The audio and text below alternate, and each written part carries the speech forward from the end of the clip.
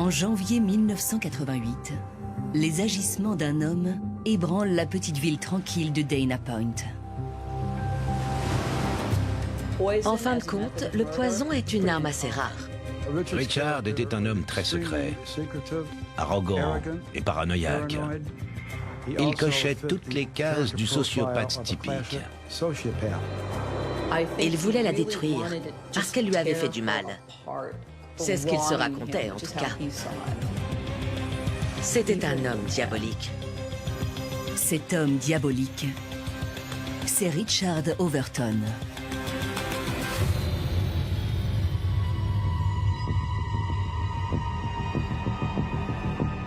Alors qu'il charge le coffre de la voiture familiale dans l'allée de leur maison, Eric Overton, 17 ans, voit sa mère Janet s'effondrer sur le sol. Richard l'a accompagné à la salle de bain. C'était un mari attentionné. Aux toilettes, Janet a été prise de violents vomissements. Pendant ce temps-là, Richard a appelé les secours qui n'ont pas tardé à arriver. Ça devait faire moins d'une heure que Janet se trouvait aux urgences. Et là, Judy Claypool, une infirmière, est sortie pour parler à Richard. « Monsieur Overton ? Oui. Je suis vraiment désolé. On a fait tout ce qu'on a pu. Janet est décédée. » Richard a simplement détourné les yeux et a répété « Ce n'est pas possible ». Eric a eu les larmes aux yeux. Il venait d'apprendre qu'il avait perdu sa mère. Nous sommes le 24 janvier 1988. Janet Overton, 46 ans, meurt à l'hôpital peu de temps après y avoir été admise. La cause de son décès inscrite sur le certificat est inconnue. Mais son mari, lui, la connaît. L'empoisonnement est une méthode de lâche, un acte sadique. On a affaire à un individu qui non seulement cherche à commettre un meurtre, mais qui a surtout envie de regarder une personne souffrir le martyre et agoniser, souvent sur une très longue période. Quand on empoisonne le conjoint avec qui l'on vit et qu'on assiste à son agonie sans rien faire, c'est de la torture.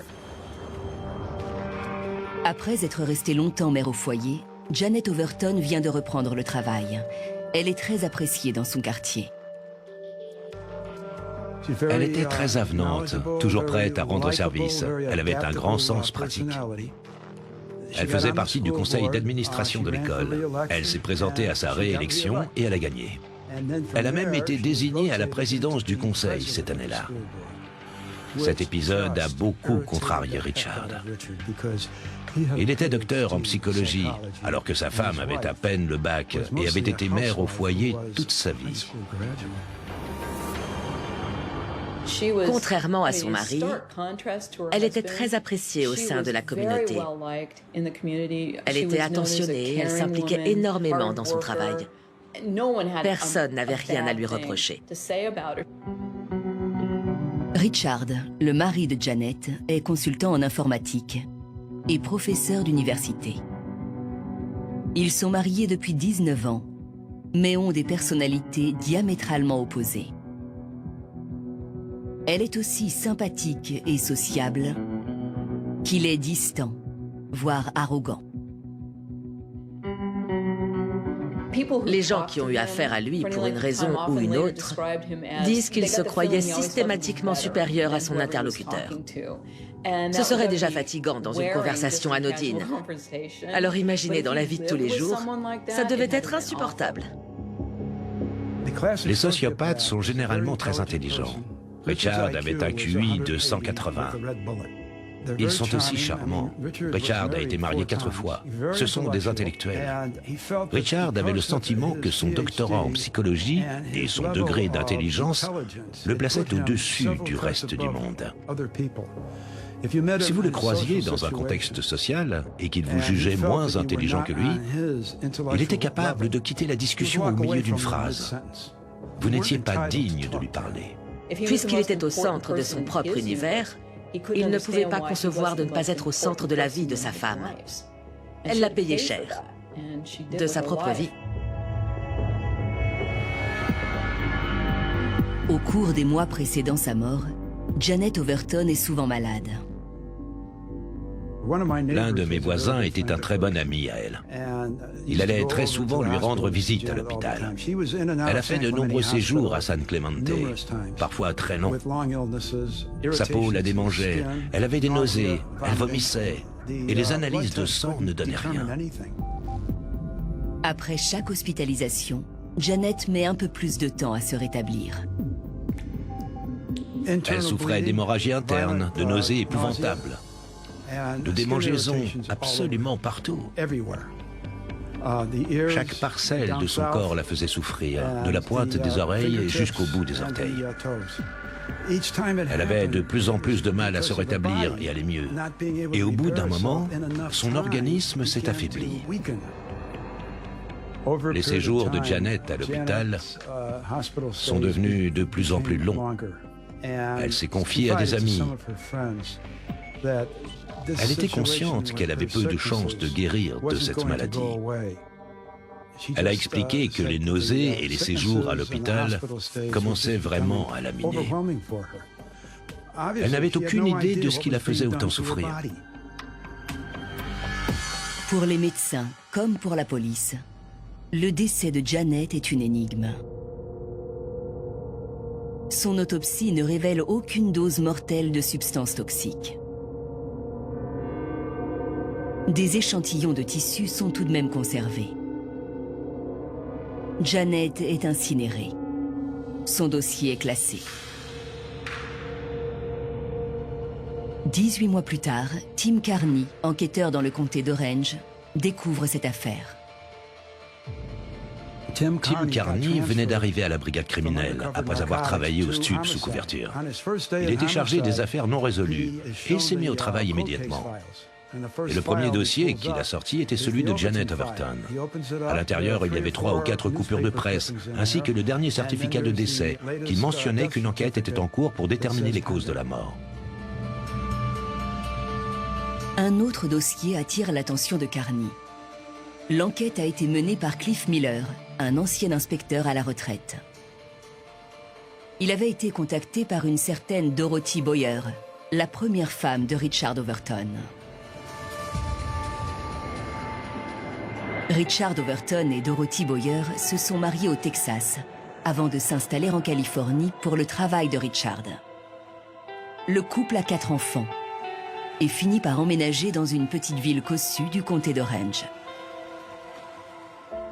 Ils ont acheté une maison à Capistrano Beach qu'ils ont fait agrandir. C'est Richard qui avait lui-même dessiné les plans. Il pensait vivre dans cette immense villa jusqu'à la fin de ses jours. À cette époque, il continuait à enseigner l'informatique et la psychologie à l'Université d'État de Californie, sur les campus de Long Beach et de Fullerton. Mais il travaillait principalement pour une société de systèmes de navigation dans l'aéronautique, un poste scientifique haut placé.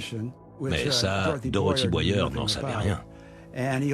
Il prétendait également travailler en sous-main pour la CIA, en Amérique centrale, parce qu'il parlait couramment le russe et l'espagnol. Richard Overton maîtrise effectivement ces 2 langues parfaitement. Mais les missions pour la CIA sont un subterfuge. Il était bigame. Il était marié avec Dorothy Boyer depuis 17 ans. Ils ont élevé 4 enfants ensemble. Mais ça ne l'a pas empêché de rencontrer une autre femme et d'avoir un enfant avec elle. Il l'a même épousée. L'autre femme s'appelle Caroline Draper.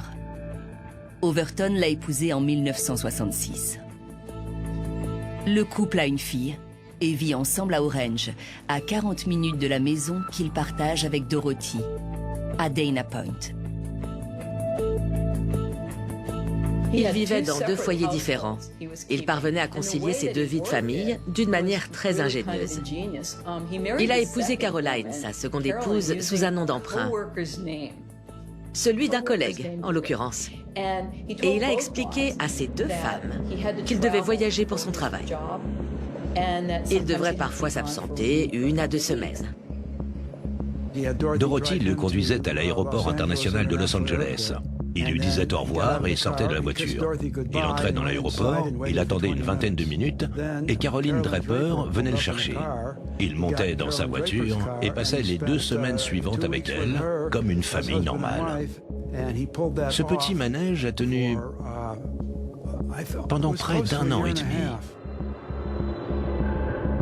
La supercherie de Richard est découverte lorsque Caroline l'appelle au bureau pour le prévenir que leur fille a contracté la coqueluche et qu'elle est très malade. En 1968, Caroline fait annuler leur mariage et Dorothy demande le divorce.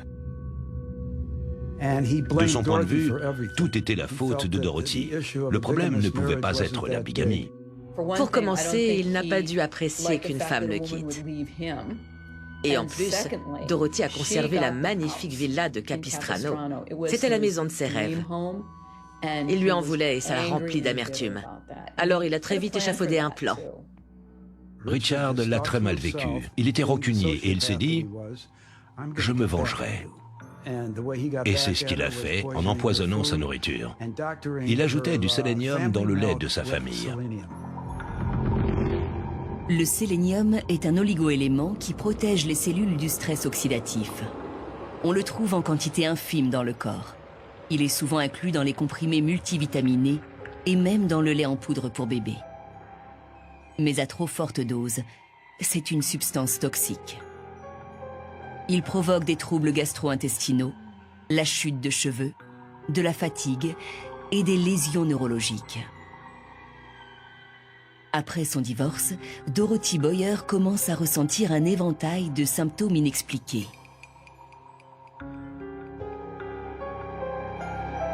Elle était souvent malade, en général juste après avoir bu du café, du thé ou une autre boisson. Elle avait des crampes abdominales, des nausées violentes. Et ses symptômes disparaissaient, comme ils étaient venus. Ça a duré comme ça pendant 2 ans.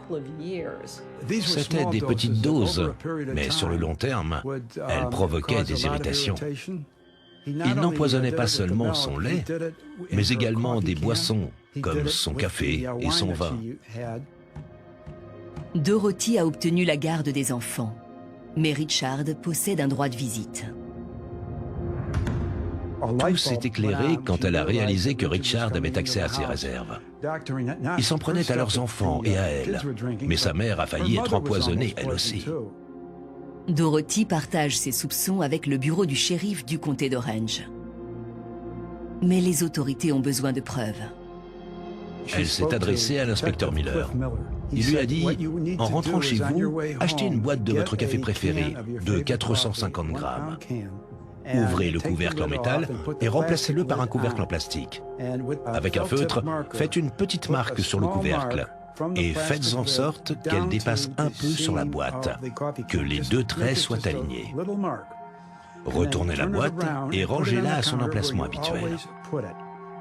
Et n'y touchez pas pendant plusieurs jours.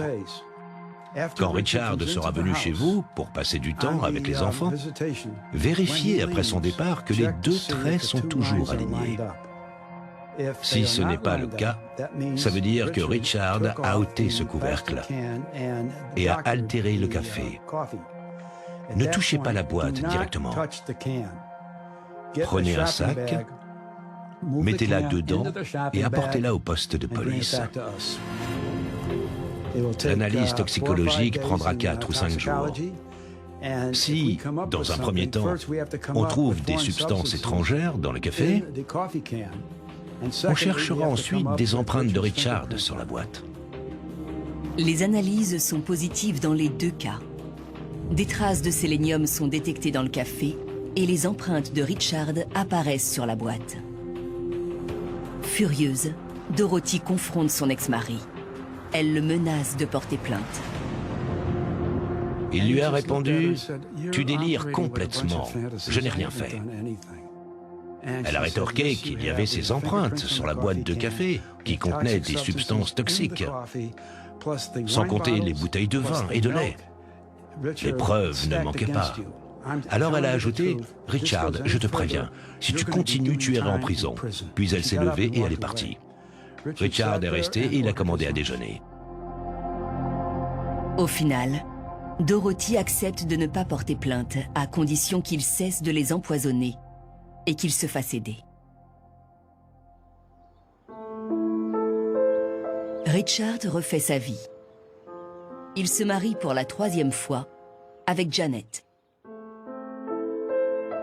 Dorothy s'est sentie coupable toute sa vie de ne pas avoir porté plainte.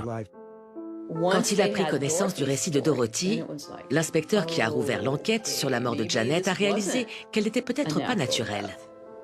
Et la police s'est intéressée de beaucoup plus près à lui. Les échantillons de tissus provenant du corps de Janet sont réexaminés par une équipe de toxicologues internationaux. Des traces de cyanure sont détectées. Richard envolait des fioles dans le garage d'un partenaire commercial qui s'en servait pour extraire de l'or. Tim Carney et son coéquipier se mettent à disséquer la relation des Overton. Ils découvrent que dans ce mariage, les apparences étaient trompeuses. Leur relation était conflictuelle. Ils faisaient chambre à part, ils ne prenaient pas leurs repas ensemble, ils se disputaient pour des broutilles, pour la moindre réparation à faire dans la maison. Ils ne faisaient que se croiser. Le mari rentrait, puis la femme, mais ils ne se parlaient pas. La tension montait. Eric a grandi dans cette atmosphère très tendue. De l'extérieur, ça avait l'air de plutôt bien se passer. Mais en creusant, ils se sont rendus compte qu'ils ne dormaient plus ensemble, qu'ils n'avaient plus de relations sexuelles depuis un certain temps. Elle avait un amant. La jalousie est devenue un mobile potentiel. Un jour, l'enquêteur Tim Carney décide de discuter avec Eric, le fils de Janet et Richard. Il lui a posé 2 ou 3 questions pas très importantes pour commencer. Et à la 4e ou 5e question, il lui a demandé frontalement, « Eric, vous qui le connaissez bien, pensez-vous que votre père a pu tuer votre mère ?» Il est resté silencieux un moment, s'est détourné, puis en regardant à nouveau Tim, il a répondu, « Oui, c'est possible. » Tim a immédiatement compris qu'il était sur la bonne piste. Si un adolescent disait ça de son père, c'est qu'il y avait des raisons. Ils ont fini par avoir suffisamment de preuves indirectes pour émettre un mandat de perquisition. Et ils ont trouvé des éléments très importants. Ils se sont rendus au domicile de Richard. Ils sont entrés grâce au mandat et ils ont confisqué 40 journaux reliés dont toutes les pages étaient recouvertes de la minuscule écriture de Richard, ainsi que 132 disquettes qu'il avait conservées au fil des années. Richard pense avoir supprimé les documents compromettants. Mais l'une des disquettes contient une copie de son journal intime. C'est une preuve cruciale. Il ne savait pas que les données supprimées sur les disquettes restent accessibles même après avoir été effacées. Une entreprise de San Francisco spécialisée dans la récupération de données a réussi à retrouver les différents fichiers. Mais comme il parlait couramment le russe et l'espagnol, Richard utilisait aussi son propre système de chiffrement. Il écrivait ses premières pensées en espagnol, puis les traduisait en russe, avant d'effacer tout ce qui était en anglais. Ça donne une idée de son niveau de paranoïa. Dans ce journal, on pouvait lire en détail toute l'animosité et la rancœur qu'il ressentait pour son épouse qui était décédée. Les textes fourmillaient de détails parfois écœurants sur les liaisons supposées de sa femme. Il consignait absolument tout, même les effets nocifs de l'effondrement de son mariage sur le fonctionnement de ses intestins. C'était vraiment le genre de détails qu'on n'a pas envie de lire. Ça n'intéresse personne. En tout cas, c'est ce qu'il a fait. C'était du pain béni pour les inspecteurs. Ils avaient accès à toutes ses émotions et aux différentes raisons qui l'avaient poussé à la tuer. Il était dévoré par la jalousie. Le journal de Richard révèle qu'il a lentement empoisonné Janet au sélénium, bien avant de lui administrer cette dose fatale de cyanure. Il mélangeait le cyanure avec du sélénium pour en ralentir les effets. Quelle que soit la dose de cyanure ingérée, une fois qu'il est présent dans l'organisme, il remonte lentement via le sang jusqu'au cerveau. De la même manière que la sclérose latérale amyotrophique, il atteint les neurones. Il ne s'est pas contenté d'un seul poison. Il en a utilisé plusieurs en même temps et de différentes manières. En général, quand on imagine empoisonner quelqu'un, on pense immédiatement à la nourriture ou à la boisson. C'est ce qu'il a fait avec le cyanure. Mais il a aussi mis du sélénium dans son mascara. Les effets sur elle ont été dévastateurs. Ce sont deux poisons effroyables. Il s'est attaqué à son maquillage. Or, elle se servait de ses produits cosmétiques pour se faire belle pour un autre homme, puisqu'elle avait un amant.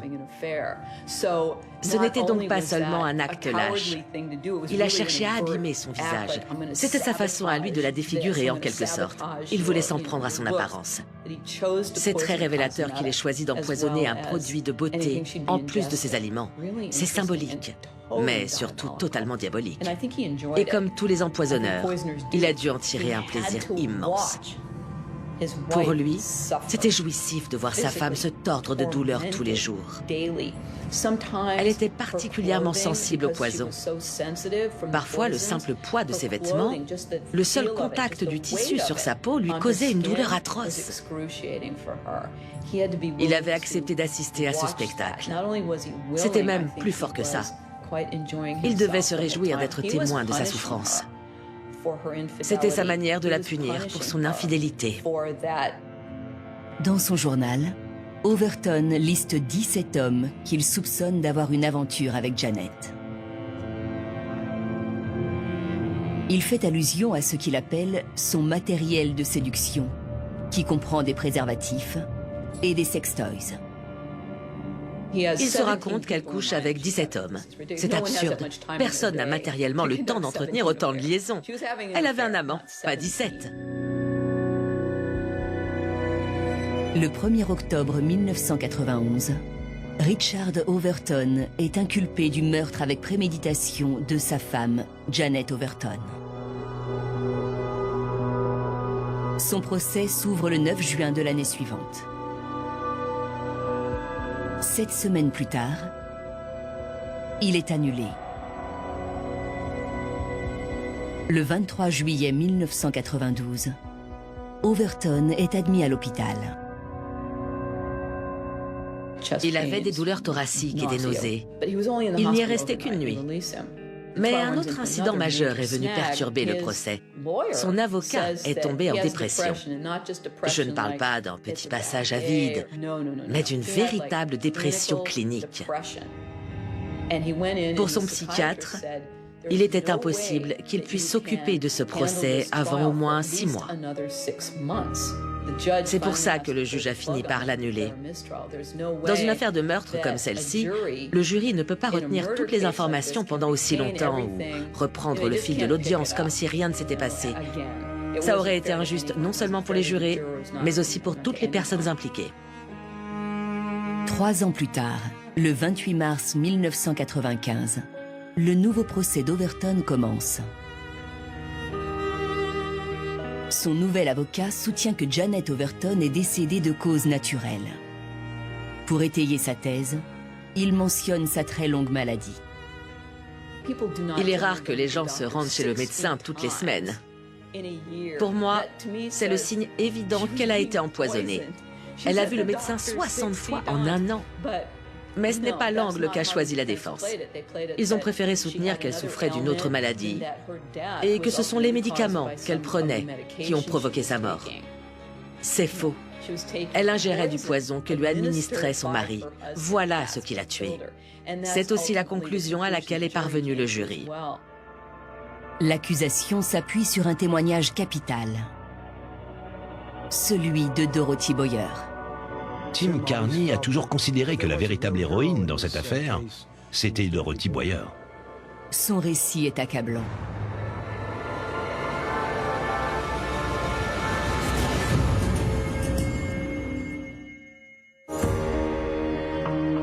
Le 8 mai 1995, après 6 heures de délibération à peine, Le jury déclare Richard Overton coupable d'homicide volontaire. Il est condamné à la prison à perpétuité, sans possibilité de remise de peine. Ce verdict a eu un grand impact sur la communauté de Dana Point. Dorothy Boyer décédera en 1999 d'un lymphome, certainement dû à son exposition prolongée au sélénium. 10 ans plus tard, Richard Overton meurt de diabète à l'hôpital pénitentiaire à l'âge de 81 ans. Il avait atteint un stade de démence sévère. Je trouve ça assez ironique qu'un homme qui a accordé autant d'importance à son intellect pendant toute sa vie et qui en tirait même une telle fierté qu'il en devenait prétentieux et hautain, finisse par mourir de démence. C'est comme s'il avait été puni pour son arrogance. Au final, son cerveau et son intelligence exceptionnelle ne lui ont été d'aucun secours. Eric, le fils de Janet, poursuit sa vie loin des médias, bien déterminé à ne plus commenter cette tragédie qui appartient désormais au passé.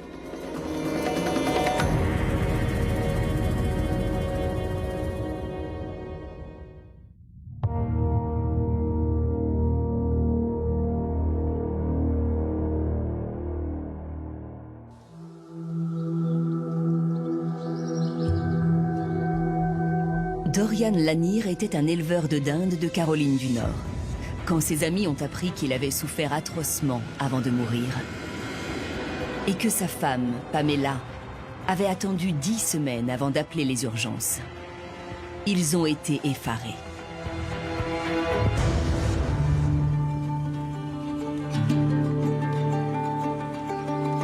Âgé de 56 ans, Dorian Lanier était éleveur dans le comté de Duplin, en Caroline du Nord. Une partie de sa famille est établie ici depuis plusieurs générations. On y pratique toutes sortes d'activités agricoles. On cultive le tabac et le coton. On trouve aussi quelques éleveurs de bétail, de dindes et d'autres animaux. Née en novembre 1955, Pamela Janet Saunders s'était déjà mariée 3 fois avant de faire la connaissance de Dorian.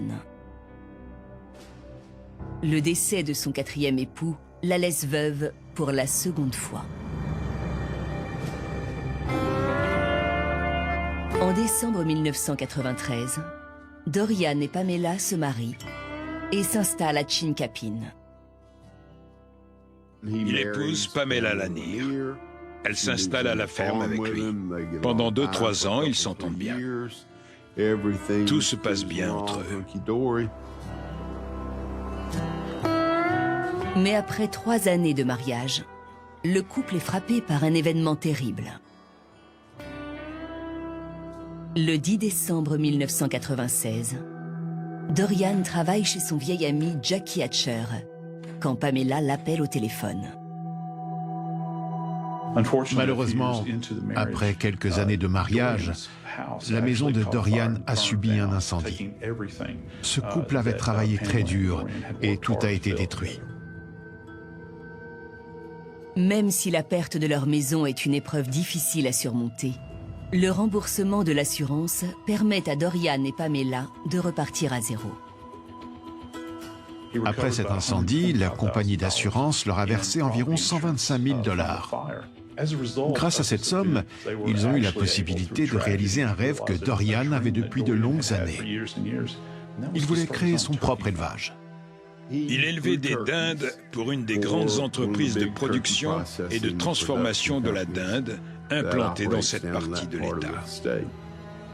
Il administrait de nombreux additifs à ces dindes pour favoriser leur croissance. L'un d'eux était le nitro 3. Le problème du nitro 3, c'est qu'il contient de l'arsenic. L'arsenic est une substance active du nitro 3 qui est commercialisée sous le nom de Roxarsone. On le mélange à l'eau qu'elles boivent. Il y a des petits abreuvoirs qui permettent aux dindes de s'hydrater. Elles l'absorbent et on en retrouve des traces directement dans leur organisme. Cet additif alimentaire permet d'obtenir de gros blancs de dinde qui sont ensuite vendus dans le commerce. L'arsenic peut interférer sur la production d'hormones. Il accélère leur production. Quand les dindes boivent cette eau, elles grossissent de façon exponentielle.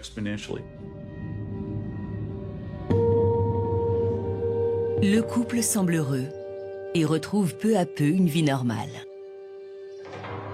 Mais moins d'1 an plus tard, leur bonheur est à nouveau gâché par un accident.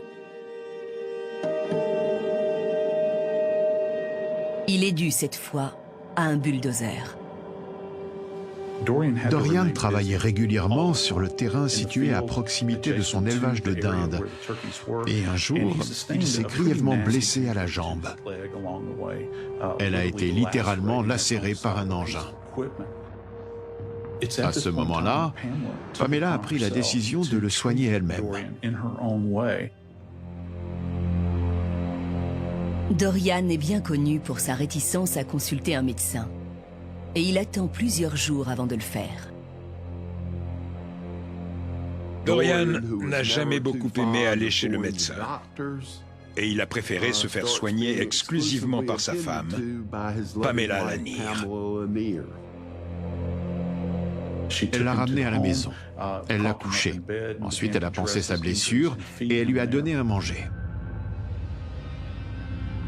Dorian a mis du temps à s'en remettre. Il se rétablit lentement. De plus, Pamela fait tout pour qu'il n'ait plus de contact avec son entourage. Très peu de personnes ont pu le voir à cette époque-là. Elle les tenait éloignés. Et quand des gens la contactaient pour prendre de ses nouvelles, elle répondait qu'il ne voulait pas être dérangé.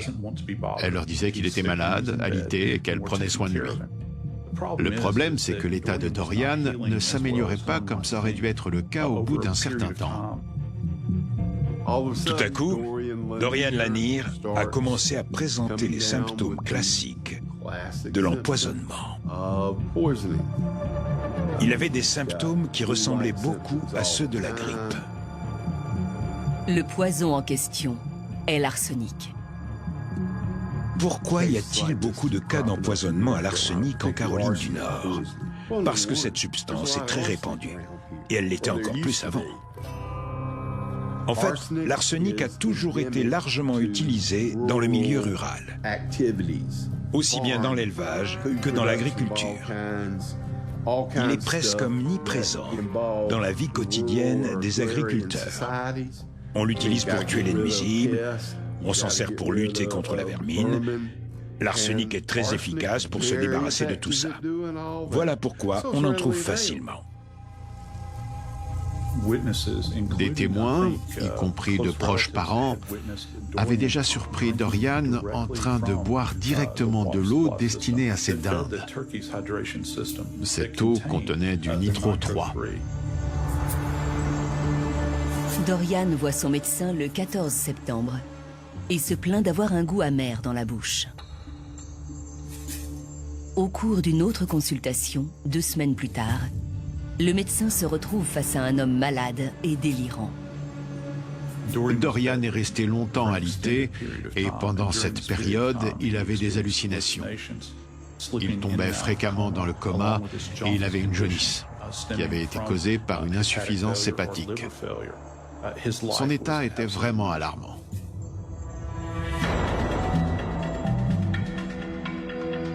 Pour soulager ses souffrances, Pamela lui donne un analgésique qu'elle connaît bien. En 1997, Pamela a souffert de migraines. Des plaies sont aussi apparues sur son corps. Pamela avait développé une très forte addiction aux antidouleurs. En fait, on a découvert par la suite qu'elle s'était endettée de presque $10 000 pour pouvoir se faire prescrire un antidouleur. Avec une facture en constante augmentation à la pharmacie locale et sans mutuelle pour couvrir ses frais, Pamela doit rembourser une très forte somme d'argent. Pamela allait plus souvent chez le médecin pour essayer d'obtenir davantage d'antidouleurs. Malgré tous les soins de Pamela, l'état de santé de Dorian continue de s'aggraver. Elle a recouvert le matelas avec une bâche, comme celle qu'on trouve dans les quincailleries et les magasins de bricolage. Comme ça, quand Dorian vomissait ou avait des diarrhées très sévères, elle pouvait l'enlever et l'emmener dehors pour la laver au jet d'eau. Il restait allongé dans son vomi et ses excréments. Elle avait placé cette bâche sous Dorian pour protéger le matelas des nausées et des diarrhées dont il souffrait à ce moment-là. Ce sont les effets que produisent les éléments du nitro 3, notamment l'arsenic, quand ils pénètrent dans l'organisme. Dorian souffre de douleurs insupportables et de troubles cognitifs. Pourtant, il ne revoit pas son médecin pendant 2 mois. Le 17 novembre 1997, il est de nouveau hospitalisé pour des diarrhées et des vomissements. Il avait des troubles gastro-intestinaux. Il souffrait aussi de problèmes cardiaques. Étant donné que l'arsenic arrive directement dans le foie, il a des effets dévastateurs sur l'équilibre chimique du tube digestif. Quand on mange, les aliments sont normalement transformés et une partie est éliminée. Mais chez Dorian, à cause du déséquilibre causé par l'arsenic, son foie n'éliminait plus certaines toxines qui restaient dans son tube digestif. Ça déclenche alors des diarrhées chroniques. On retrouve du sang dans les selles. De plus, on souffre aussi d'une inflammation de l'ésophage très sévère. Et à ce stade-là, on commence à vomir du sang. Malgré son état critique, Pamela décide de ramener Dorian dans leur ferme. Le 19 novembre, Jackie Hatcher, un ami de la famille, lui rend visite. La peau de Dorian commençait à changer de couleur. À partir de la région abdominale, sa peau devenait jaune. C'est tout simplement ce qu'on appelle une jaunisse. Alarmé par l'état de santé de son ami, Hatcher demande aussitôt à Pamela d'appeler une ambulance. Peu après son arrivée à l'hôpital, à 18h25, Dorian est pris de violents vomissements. Il régurgite des aliments non digérés ainsi que du sang. L'une des raisons qui explique les effets nocifs de l'arsenic, c'est qu'il s'agit d'une substance caustique. C'est un peu comme si on ingérait de la soude caustique, une sorte d'acide. L'ingestion d'arsenic entraîne un déséquilibre dans la muqueuse gastro-intestinale. Quand la muqueuse est fortement enflammée, le malade est incapable de digérer correctement les aliments. Vers 23h cette nuit-là, Dorian Lanier meurt à l'âge de 56 ans. Quasiment partout, quand une personne arrive inconsciente à l'hôpital et meurt dans les 24 heures qui suivent son admission, le cas est automatiquement signalé au médecin légiste. Et c'est ce qui s'est passé pour Dorian. L'enquête et les résultats de l'autopsie ont révélé qu'il avait été victime d'un empoisonnement aux métaux lourds, plus spécifiquement à l'arsenic. La police et le bureau d'investigation d'État ont commencé à enquêter à la demande de la famille de Dorian. Ses proches ne comprenaient pas ce qui lui était arrivé et ils voulaient en avoir le cœur net. La famille veut avant tout savoir comment une telle quantité d'arsenic a pu se retrouver dans son organisme. Un indice se trouve déjà à la ferme. Si vous administrez du nitro 3 pur à un être humain, si vous en versez des doses massives dans son alimentation, la mort sera très rapide. Mais si vous lui donnez par petites quantités sur une longue période, l'état de la personne se dégradera de manière très progressive. Les effets vont peu à peu se faire ressentir. On observera un changement de couleur de sa peau, une jaunisse, parce que son foie aura été touché. Elle aura des hallucinations et des problèmes gastro-intestinaux très graves. Certaines personnes avaient vu Dorian boire de l'eau destinée à ces dindes. Certains ont avancé l'idée que Pamela n'était pas impliquée dans le décès de son mari, mais que Dorian s'était empoisonné lui-même au fil du temps. Aurait-il pu s'empoisonner involontairement en buvant de l'eau contenant de l'arsenic?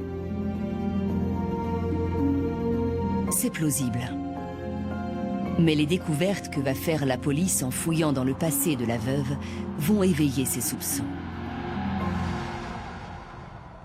Pendant l'enquête, la police a découvert que Pamela avait déjà été impliquée dans une ancienne affaire. Ce n'était pas la première fois que son conjoint mourait. L'un de ses précédents maris s'était noyé dans une lagune en Caroline du Nord. Il s'appelait Johnny Ray Williams.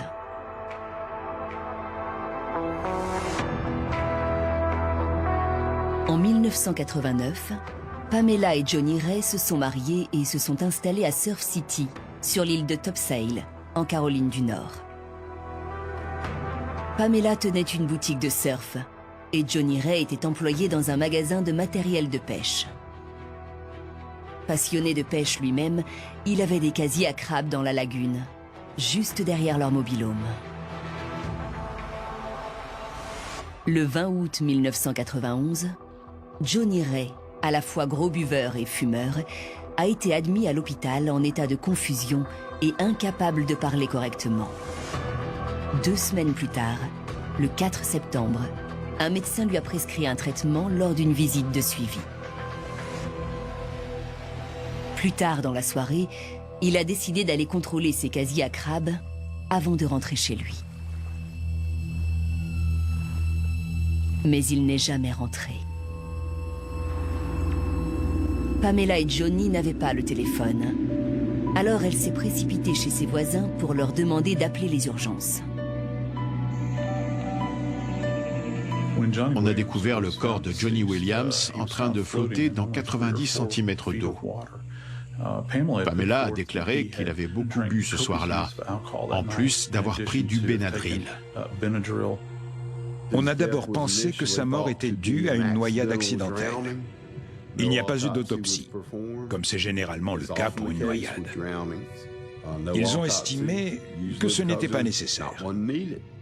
En cas de noyade, on sait à quoi est dû le décès. Ils avaient des problèmes financiers très graves et une grande partie de leurs biens allait être saisie. Après la mort de Johnny, ses biens sont entièrement revenus à Pamela. Elle a également touché près de 24 000 $ de l'assurance. Les enquêteurs du comté de Duplin pensent que le décès accidentel de 2 de ses maris n'est certainement pas qu'une coïncidence. Ce qui est surprenant dans le cas de Johnny, c'est qu'il avait toujours vécu et travaillé à proximité de l'eau. On l'a trouvé juste à côté du quai, dans environ 90 cm d'eau. Et Johnny était apparemment un excellent nageur. Le procureur en a conclu que les circonstances de son décès étaient suspectes. Les enquêteurs de Duplin relèvent un autre élément troublant. Elle a touché une grosse somme d'argent après le décès de Dorian. La vente du bulldozer et des tracteurs de Dorian lui a rapporté plus de 21 000 $, tandis qu'une option d'achat pour la ferme du comté de Duplin lui faisait gagner près d'1/4 de million de plus. En plus d'être dépendante à ce médicament sur prescription, on a découvert que Pamela était aussi très attirée par l'argent. C'est exactement ce que pense la police de Duplin.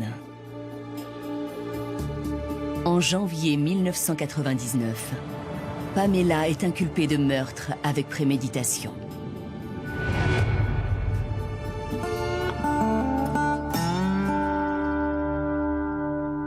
Le procès s'ouvre presque 3 ans après le décès de son mari. Dans une décision rare, le tribunal autorise le ministère public à présenter les circonstances du décès de Johnny Ray Williams pour étayer son accusation contre Pamela.